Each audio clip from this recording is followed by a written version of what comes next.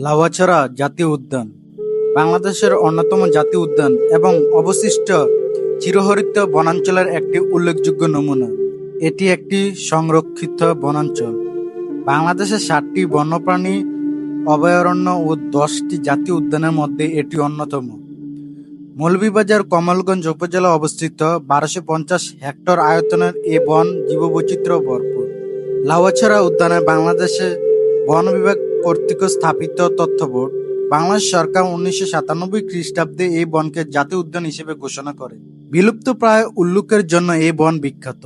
উল্লুক ছাড়াও এখানে রয়েছে বিভিন্ন প্রজাতির দুর্লভ জীবজন্তু, কীটপতঙ্গ এবং উদ্ভিদ। নিরক্ষীয় অঞ্চলে চিরহরিত অতিবৃষ্টি অরণ্যের মতো এখানে প্রচুর বৃষ্টিপাত হয়। সূর্যের আলোর জন্য প্রতিযোগিতা করে এই বনের গাছপালা খুবই উঁচু হয়ে থাকে এবং অনেক উপরের ডালপালা ছড়িয়ে চাঁদোয়ার মতো সৃষ্টি করে। আজকে আমি এই ভিডিওর মাধ্যমে আপনাদেরকে জানাবো লাউয়াছড়া গহীন জঙ্গলের ইতিহাস এবং এখানে কি কি রয়েছে এবং সকল বিস্তারিত সবকিছু থাকছে আজকের এই ভিডিওতে। আজকের আমাদের যাত্রাপত্রের সঙ্গী হচ্ছে এই সুন্দরতম গাড়িটি। তো এই চাঁদের গাড়ি করে আমরা চলে যাব শ্রীমঙ্গলের অন্যতম এক লাউয়াছড়া পর্যটন এলাকা। আমাদের গাড়ি চলতে শুরু করলো আমাদের গন্তব্যের উদ্দেশ্যে।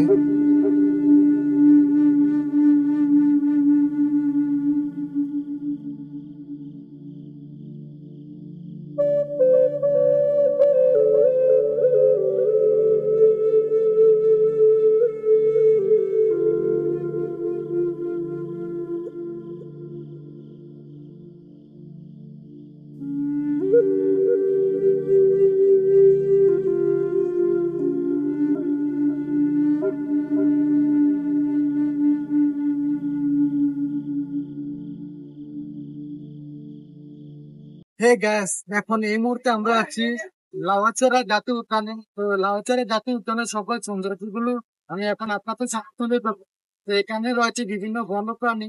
তো আমরা এই সকল কিছু তুলে ধরবো আজকের এই ভিডিওতে। লাউয়াছড়া টিকিট কাউন্টারের উপরে যে একটা চাল রয়েছে, তো এই চালের উপরে আমার চোখে পড়লো বেশ কিছু বানর। তো এই বানরগুলো দেখতে আমার কাছে খুবই ভালো লাগতেছিল। তো আমি এক এক করে সবগুলো বানর দেখতেছিলাম, আর আমি অনেক দিন পর বানর দেখতেছি, আমার কাছে খুবই ভালো লাগতেছে। আর বানরগুলো দেখতে খুবই ভদ্র, খুবই শান্তশিষ্ট। লাউয়াছড়া জাতীয় উদ্যানে প্রবেশ করতে হলে আপনার টিকিট লাগবে, যার জন্য আমি টিকিটের জন্য আমি চলে আসলাম টিকিট কাউন্টারে। তো এখান থেকে আমি 3টা টিকিট নিয়ে নিলাম, কারণ আমরা 3জন এসেছি। তো জনপ্রতি টিকিটের দাম পড়েছিল ১১৫ টাকা করে। তো আমি টিকিট নিয়ে আমি জাতীয় উদ্যানের ভিতরে প্রবেশ করতে শুরু করলাম। আর আমি জীবনে প্রথমবারের মতো আসছি লাউয়াছড়া জাতীয় উদ্যানে। তো আমি ঢুকতেই প্রথমে দেখতে পেলাম খুবই উঁচু উঁচু গাছ, আর এখানে রয়েছে বিরল প্রজাতির গাছ, আর চারপাশে দেখতেছি বানর। আর আমার কাছে মনে হচ্ছে আমি যত এগোচ্ছি ততই দেখতেছি বানর। আর এখানকার গাছগুলো এতই উঁচু যে মানে সূর্য পড়ার কোনো অস্তিত্বই নেই। আর এখানকার গাছগুলো খুবই অদ্ভুত, দেখতে ভয়ঙ্কর হলে তবে অদ্ভুত রকমের সুন্দর। আর এই পথটা এত সুন্দর আর এত নির্জন একটা জায়গা যে আপনি দিনের বেলাও এখানে একা হাঁটতে আপনার ভয় লাগবে। আর আমার কাছে খুবই ভালো লাগতেছে, কারণ খুবই নির্জন একটা এলাকা, এখানে কোনো রকমের হইচই নেই। তো আমি হাঁটতেছিলাম, তো আমি খেয়াল করতেছিলাম যে আমার আশপাশ থেকে কিছুটা আওয়াজ আসতেছে। তো আমি একটু বোঝার ট্রাই করতেছিলাম যে আওয়াজটা আসলে কিসের। আর অনেক উচ্চস্বরে আওয়াজগুলো আমার কানে বাজতেছে। তো আমার সাথে 2জন রয়েছে, তারা বলতেছে যে ভাইয়া এত জোরে জোরে আওয়াজ এগুলা কিসে করতেছে। এগুলা গাছের উপর থেকে আসতেছে আওয়াজগুলো, আর এত জোরে জোরে আসতেছে যে আমি নিজে ভয় পাচ্ছিলাম। লাউয়াছড়া প্রথমবার গিয়ে এক ভয়ঙ্কর অ্যাডভেঞ্চারের সাক্ষী হলাম, তবে আমার কাছে খুবই ভালো লাগতেছে। যদিও কিছুটা ভয় পাচ্ছিলাম, তবে ভালোই লাগতেছিল। এক অদ্ভুত ধরনের এক আওয়াজ আমার কানে বাজতেছে। তো এই আওয়াজটা আমি আপনাদের একটু শোনাই। আর এখানটাতে আপনি বেশ কিছুক্ষণ হাঁটার পর দেখতে পাবেন বিরল প্রজাতির বাঁশপাতা গাছ। আর বাঁশপাতা গাছগুলো দেখতে খুবই ভালো লাগতেছিল, আর অনেক মোটা মোটা বাঁশপাতা গাছগুলো দেখতে কিছুটা ভয়ঙ্কর লাগতেছিল। এখন আমি চলে যাব লাউয়াছড়া জাতীয় উদ্যানের এক ভয়ঙ্কর গহীন জঙ্গলের দিকে। তো এখানটাতে পর্যটক একেবারে নিষিদ্ধ, আর এখানে কেউ আসে না। আর এই জায়গাটা দিনের বেলাতেই যে এত ভয়ঙ্কর, যেখানে মানুষ আসার বা ভিতরে যাওয়ার সাহস পায় না। আর এখানকার পরিবেশটা নিরিবিলি নির্জন একটা পরিবেশ, যে আপনি দিনের বেলায় খুবই ভয়ঙ্কর এবং খুবই ভয় পাবেন। তো আপনাদের আমি এখন দেখাবো ভিতরে। আমি এখন চলে যাচ্ছি জাতীয় উদ্যানের গহীন জঙ্গলের ভিতরের দিকে, দেখি আমার জন্য কি অপেক্ষা করতেছে ভিতরে। লাউয়াছড়ার ভিতরে এত ভয়ঙ্কর জঙ্গল রয়েছে এটা আমার জানা ছিল না। তবে এখানে মানুষ একেবারে আসে না, কারণ দিনের বেলা যে কতটা ভয়ঙ্কর আপনারা দেখতেই পাচ্ছেন। আর আমিও কখনো ভাবিনি যে লাউয়াছড়া জাতীয় উদ্যানে এরকম একটা ভয়ঙ্কর জঙ্গল থাকবে। তবে এটা আমি অ্যাকসেপ্ট করি নাই। তবে এর ভিতরে কি রয়েছে আমি সামনে এগোচ্ছি দেখানোর জন্য। তা আমি যত ভিতরে যাচ্ছি ততই যেন এক অদ্ভুত ভয় ভিতরে আমার কাজ করছে। তবে আমি আজ দেখবই যে কি রয়েছে ভিতরে। তা আমি সামনে যতই আগাচ্ছি তেমন এক অদ্ভুত আওয়াজ আমার কানে বাজতেছে। তো সামনে দেখতেছি বেশ কয়েকটা পুরনো বিল্ডিং। এত নির্জন একটা এলাকা, আর এখানে রয়েছে অনেক পুরনো একটা বিল্ডিং। এখানে পর্যটক আসার তো কোনো মানেই নেই, কারণ এত ভয়ঙ্কর দিনের বেলাতে, এত ভয়ঙ্কর যেটা আমি আপনাদের বলে বোঝাতে পারবো না। তবে আমি আপনাদের দেখানোর চেষ্টা করতেছি যে এই জায়গাটা এবং এই পরিবেশটা কতটা ভয়ঙ্কর।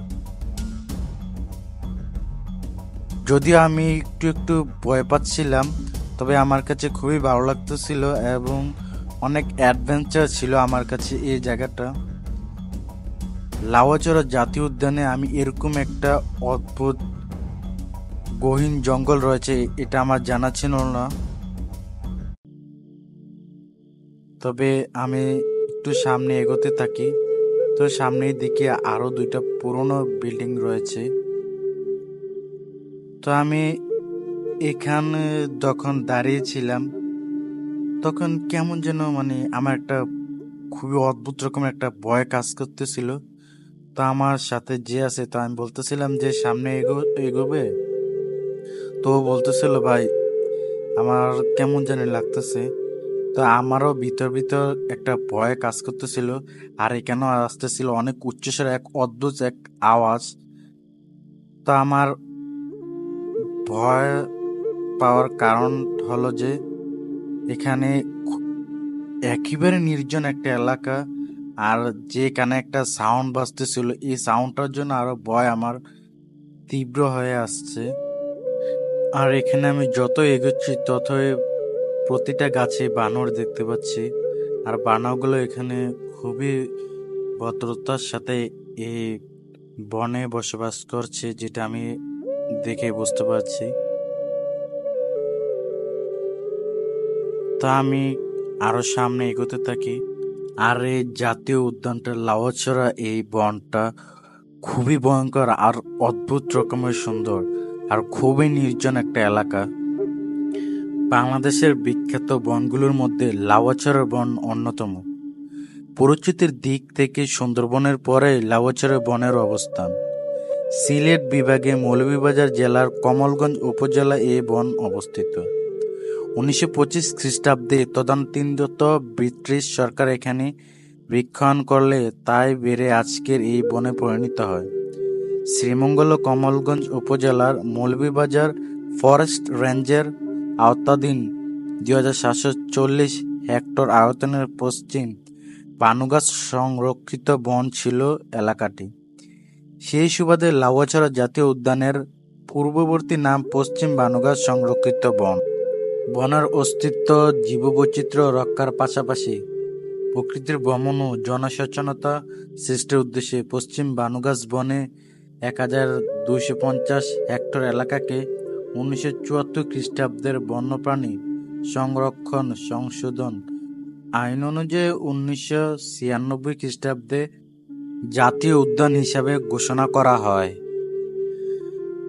আমি প্রায় 2 ঘন্টার মতো এই লাউয়াছড়া উদ্যানে ট্রেকিং করার পর তো সামনে দেখতে পাই একটা বসার জন্য বেশ সুন্দর একটা টেবিলের মতো।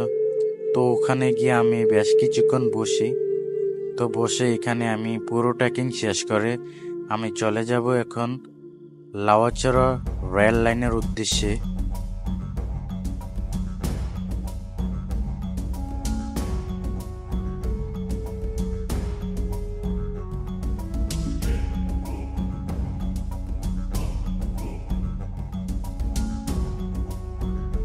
এই পথ ধরে আমি চলে যাব লাউয়াছড়া রেল লাইন। আমি এই মুহূর্তে আছি লাউয়াছড়া রেল লাইনে। তো এই রেল লাইন বহু বছর ধরে ঝুঁকিপূর্ণতায় ভুগছে। এই রেল লাইন লাউয়াছড়া জাতীয় উদ্যানে ঝুঁকিপূর্ণ রেল লাইন সমাধান যেতে পারছে না রেলওয়ে বন বিভাগ। লাউয়াছড়া জাতীয় উদ্যানের ভিতর দিয়ে সিলেট ঢাকা সিলেট চট্টগ্রাম রুটে বছরের পর বছর ধরে ঝুঁকি নিয়ে চলছে আন্তনগর থেকে শুরু করে লোকাল ও মালবাহী ট্রেন। এদিকে উদ্যানের ভেতরের রেল লাইনের পাশে গেছে ঝুঁকিপূর্ণ শতাধিক গাছ রয়েছে। এই মুহূর্তে আমি অবস্থান করছি জাতীয় উদ্যানের লাউয়াছড়া রেল লাইনে। তো আমার অনেক ইচ্ছা ছিল যে আমি এই জাতীয় উদ্যানের রেল লাইনে আসবো। তো আমি আরো আগে একবার এসেছিলাম, কিন্তু এই রেল লাইনে আসতে পারিনি।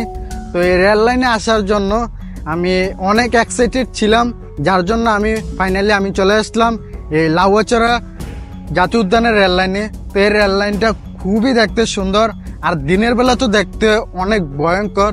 আর আপনারা আসলে এই জিনিসটা দেখতে পাবেন যে দিনের বেলা লাউয়াছড়া রেল লাইনটা দেখতে কেমন। আর এই লাউয়াছড়া রেল লাইন দেখতে যেমন ভয়ঙ্কর তেমন অদ্ভুত রকমের সুন্দর রয়েছে এই রেল লাইনটা। এখানে অনেক পর্যটন এসে ভিড় জমায়। যদিও দেখতে কিছুটা ভয়ঙ্কর, তবে অদ্ভুত রকমের সুন্দর এই লাউয়াছড়া জাতীয় উদ্যানের রেল লাইনটা।